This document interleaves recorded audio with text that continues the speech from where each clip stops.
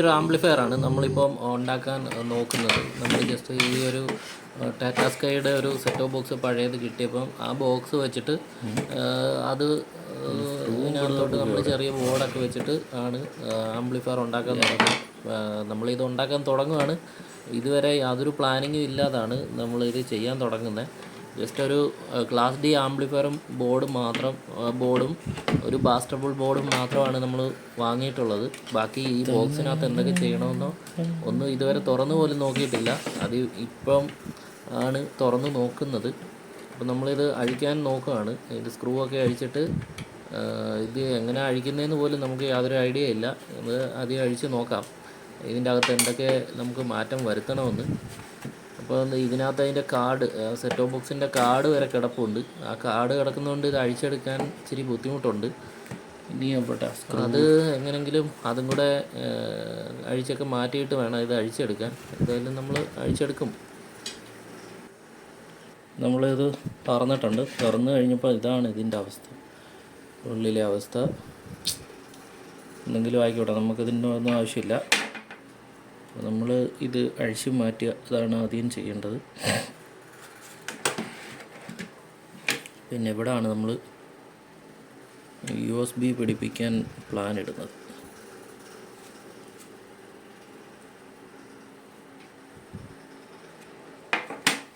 ഇപ്പം നമ്മൾ ഈ ബോർഡ്, ഇതിൻ്റെ സെറ്റ് ഓഫ് ബോക്സിൻ്റെ ബോർഡ് ഇതിൽ നിന്ന് അഴിച്ചു മാറ്റണം.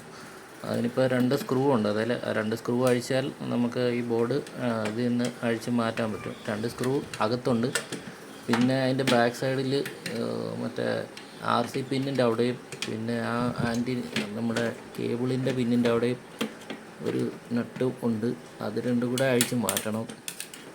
അതും കൂടെ മാറ്റി കഴിഞ്ഞാൽ നമ്മുടെ ഈ സെറ്റ് ഓഫ് ബോക്സിൻ്റെ ബോർഡ് വെളിയിലാക്കി മാറ്റാം.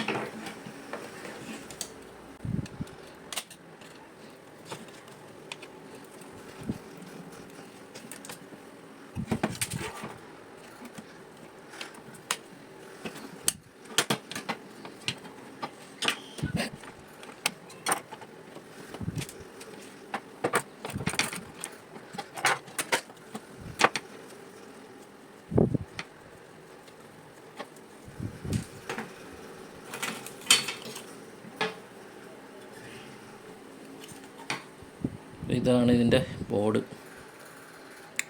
ഇതൊന്നും നമുക്ക് ആവശ്യമില്ല, ഇതങ്ങ് കളയുക.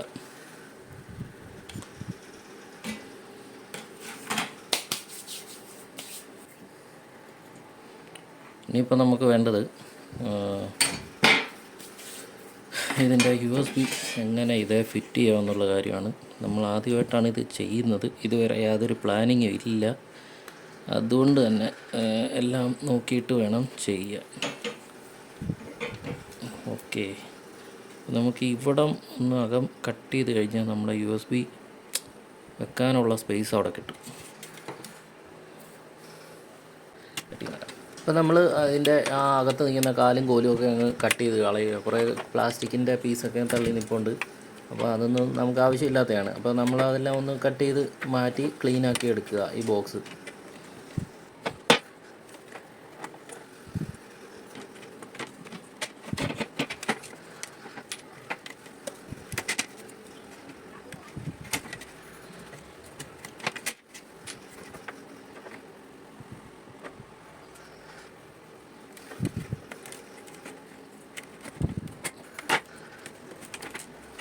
നമ്മൾ കട്ട് ചെയ്ത് മാറ്റിയിട്ടുണ്ട്.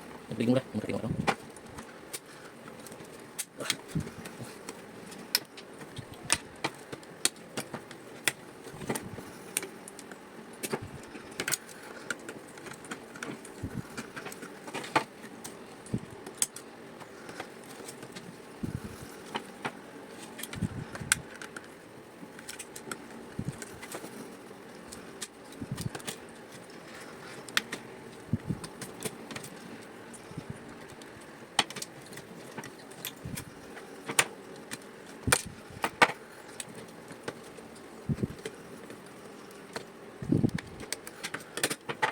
അപ്പോൾ അതെല്ലാം കട്ട് ചെയ്ത് മാറ്റിയിട്ടുണ്ട്.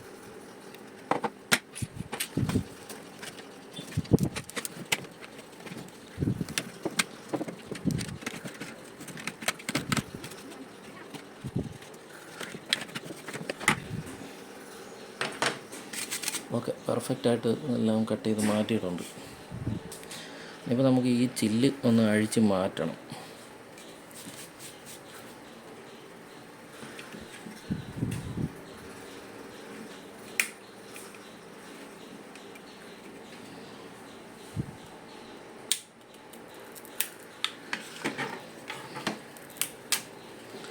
ഇത് അഴിച്ച് മാറ്റുന്നത് എന്നാത്തിനാന്ന് വെച്ചാൽ, ഇത് അഴിച്ച് മാറ്റിയിട്ട് നമുക്ക് ഇത്രയും ഭാഗം കട്ട് ചെയ്ത് എടുക്കാനുണ്ട്.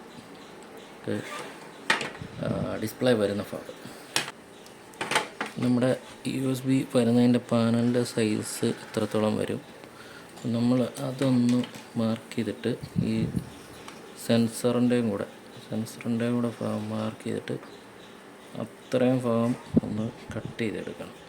ഇത്രയും കൂടെ വരും. നമ്മളവിടെ കട്ട് ചെയ്യാൻ വേണ്ടി ഈ ചെറിയ ബ്ലേഡാണ് എടുത്തിരിക്കുന്നത്. അത് ഇങ്ങനെ കൊണ്ട് പതുക്കെ കട്ട് ചെയ്താൽ മതി.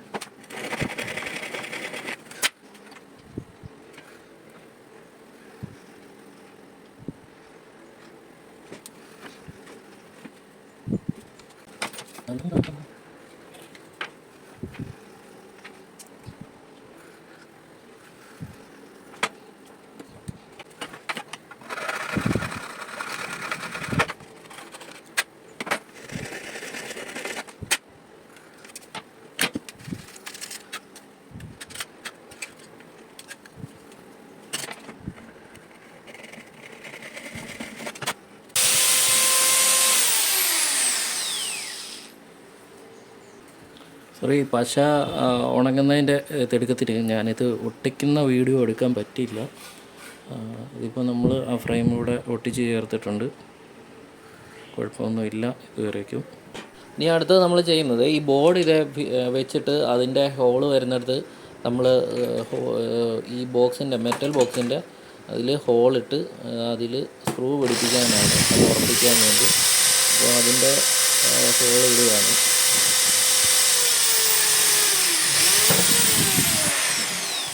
ഇതിപ്പോൾ നമ്മൾ ഇതിൻ്റെ പവർ കൊടുക്കാനുള്ളത് ഈ ബോർഡിൽ നിന്ന് തന്നെ ഇവിടുന്ന് കട്ട് ചെയ്തെടുത്തേക്കാണ്. നമ്മുടെ സെറ്റ് ബോക്സിൻ്റെ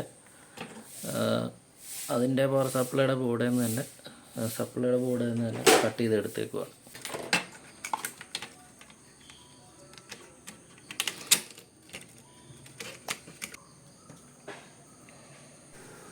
ഇതിപ്പോൾ നമ്മൾ പവർ സപ്ലൈയുടെ കണക്ഷൻ ബോർഡിലോട്ട് കൊടുക്കുകയാണ്. അപ്പം നമ്മൾ പുറത്തുനിന്ന് അഡാപ്റ്റർ പ്ലഗ് ഇൻ ചെയ്താൽ ഈ വയറിൽ കൂടെ ഈ സ്റ്റീരിയോ ബോർഡിലോട്ട് സപ്ലൈ വരും.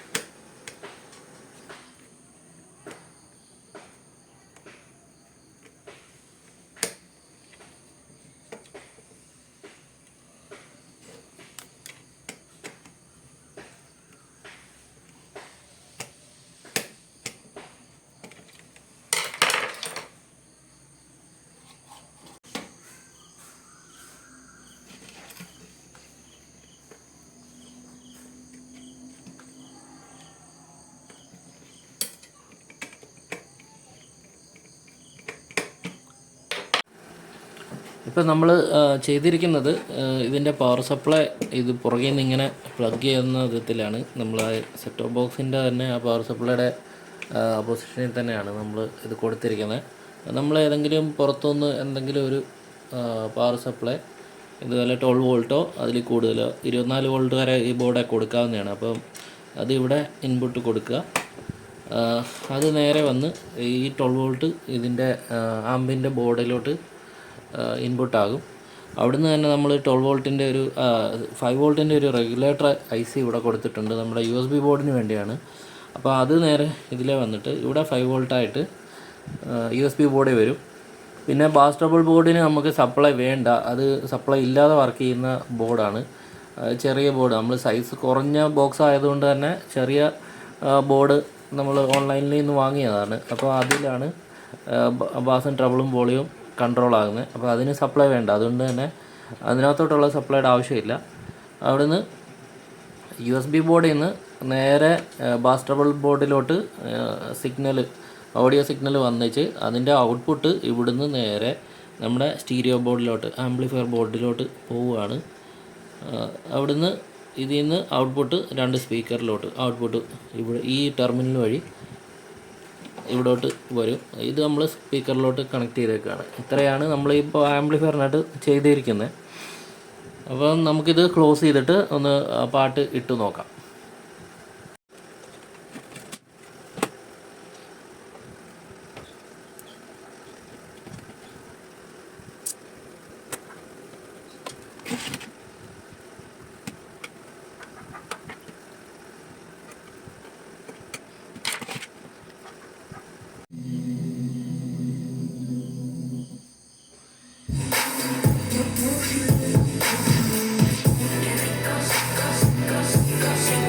Cause